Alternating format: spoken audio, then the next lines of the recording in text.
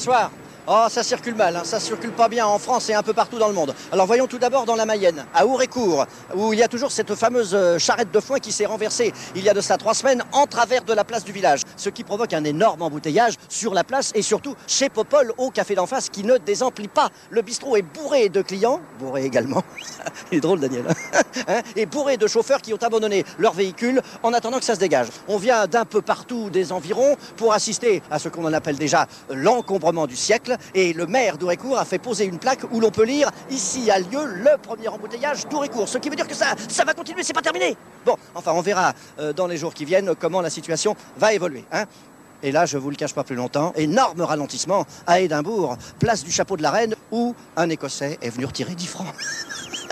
Et drôle Daniel aussi, hein, là c'était drôle. Et alors, c'est le pompon au Groenland.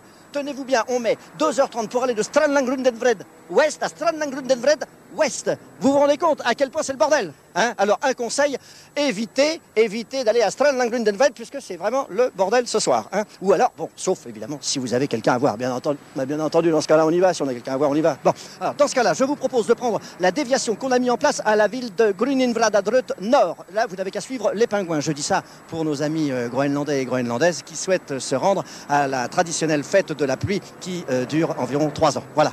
Je vais vous donner maintenant, pendant que j'y pense, la liste des Groenlandais et Groenlandaises qui peuvent partir en vacances grâce à moi ce soir. Les époux Mrestanavaputir, épicier à Brestavatutir.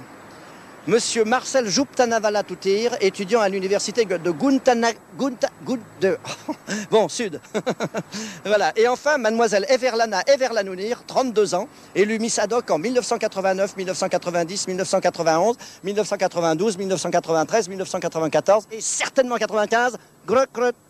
Allez, Anias la kulakatus. Drumta.